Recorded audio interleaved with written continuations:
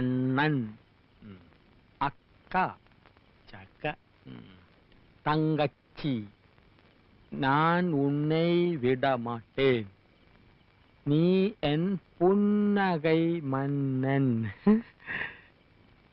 വേലക്കാരിയായിരുന്നാലും നീ എൻ മോഹവല്ലി.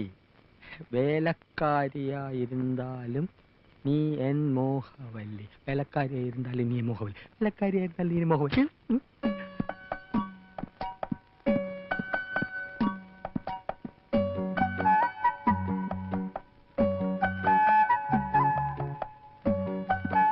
എന്താണ് അവിടെ?